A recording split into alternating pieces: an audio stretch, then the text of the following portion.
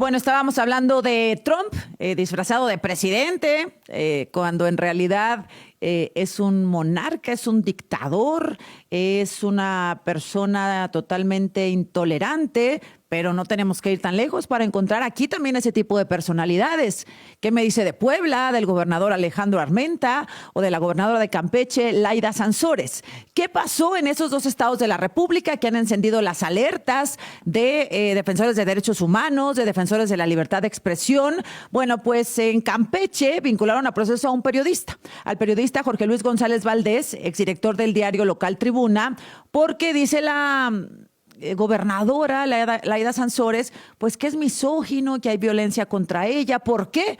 Porque al periodista, en uno de sus programas, se le ocurrió pedirle cuentas sobre un señalamiento de la Auditoría Superior de la Federación sobre presuntos actos de corrupción en el DIF estatal. Esta es la petición del periodista.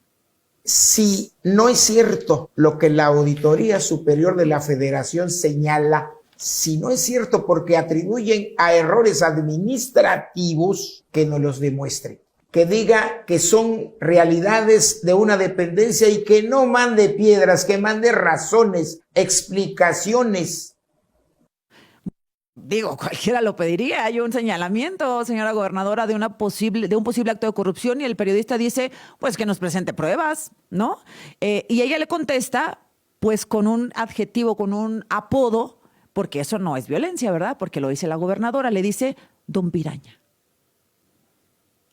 En el descalificativo, en adjetivos totalmente soeces y peyorativos. Se ve son verdaderamente por eso agresivos. A mí podría no afectarme, ya estamos acostumbrados a esto, pero es una cuestión de principios, no lo puedes permitir. Y no sé por qué tanta hazaña con el señor, pues don Jorge, digamos. Sí, porque se molesta Don Piraña. Sí, pero alguien se lo digo de buena fe. No, sí, ella lo dice de buena fe, dice la gobernadora. Esto en Campeche, en Puebla, se publicó la ley de ciberseguridad que muchos conocedores de la libertad de expresión han llamado ley censura. Leopoldo Maldonado, director de Artículo 19 en la línea. ¿Cómo estás, Leopoldo? Buenos días.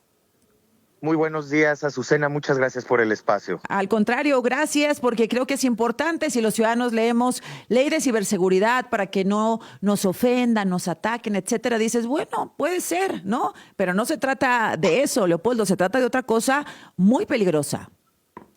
Muy peligrosa, Azucena, porque además va en sentido contrario de las recomendaciones internacionales e incluso de un dictamen que el Comité de Derechos Humanos emitió hace 7 años en el caso de Lidia Cacho, precisamente censurada en Puebla, torturada sexualmente, así lo determinó este Comité de Derechos Humanos de la ONU, diciendo que este tipo de leyes, que en aquel entonces eran difamación, calumnias, injurias, pero que ahora meten por la puerta trasera como ciberdelitos, como ciberasedio, pues lo único que tratan de hacer es precisamente censurar. Claro. México ha recibido un sinnúmero de recomendaciones para derogar las, digamos, tradicionales leyes de delitos contra el honor o los tradicionales delitos contra el honor, repito, difamación, calumnias, injurias que todavía persisten en 7 estados de la República, pero que en México se comenzaron a derogar desde el 2006 y ahora solamente le agregan el prefijo ciber y meten las ofensas y las injurias cometidas en redes sociales o a través de correo electrónico como una forma para criminalizar el ejercicio de la libertad de expresión. Sanciones de 11 meses a 3 años, imagínate, pues medio aparato de Morena pues estaría en prisión. Digo, si a esas vamos, ¿no? Sí, precisamente por eso esas leyes, sobre todo en el ámbito penal, son peligrosas, porque una es que permite la persecución por parte de las fiscalías en contra de quien ejerza la libertad de expresión bajo términos muy amplios y ambiguos. La ofensa, la injuria, bueno, pues cualquier cosa puede caber ahí. Claro. Pero además porque genera un efecto inhibidor, un efecto de autocensura. Sí.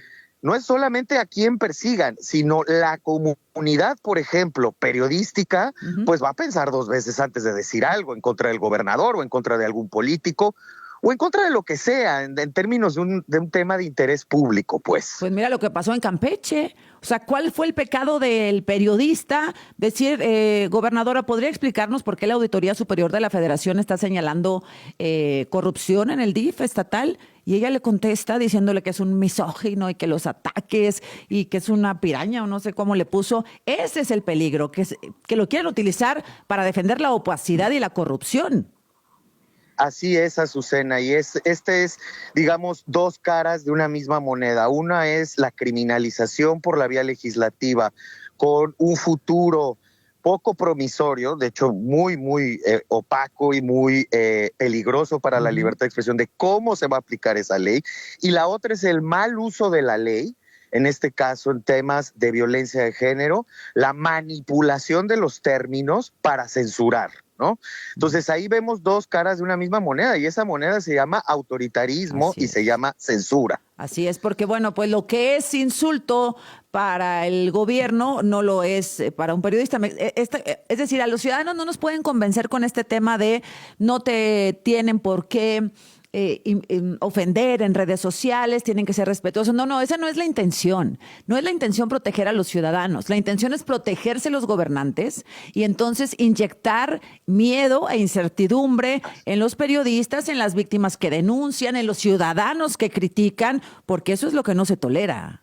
Así lo digas con mucha elocuencia y elegancia en el lenguaje, de todas maneras lo van a tomar como una agresión, Polo.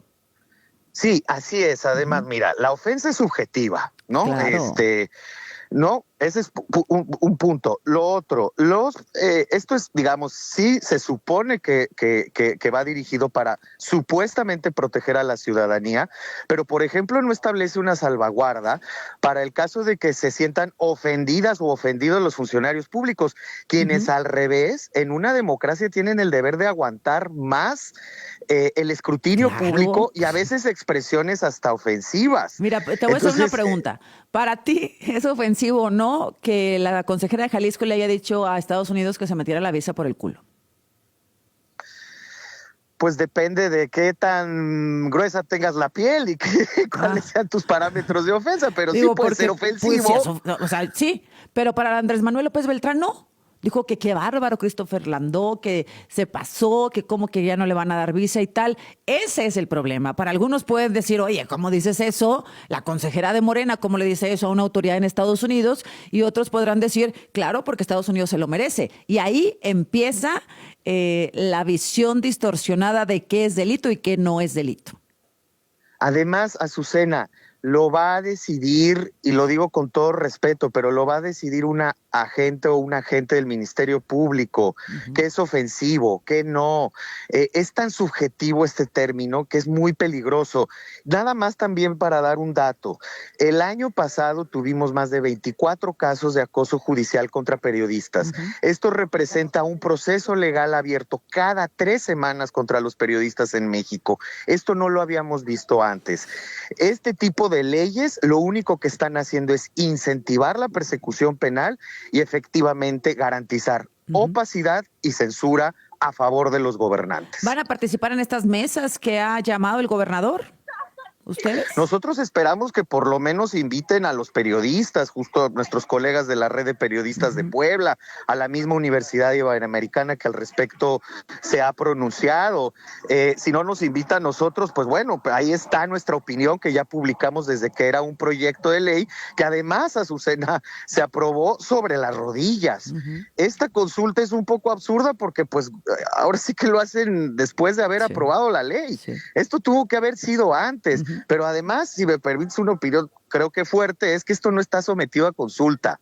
Ya hay estándares internacionales que prohíben la criminalización de la libertad de expresión y más bajo estos términos tan ambiguos, tan vagos y tan manipulables como pueden ser la ofensa, la injuria. ¿De acuerdo? Entonces, yo creo que, bueno, está bien que se abra la consulta, pero se hubiera abierto antes. Ahora, ¿qué va a pasar?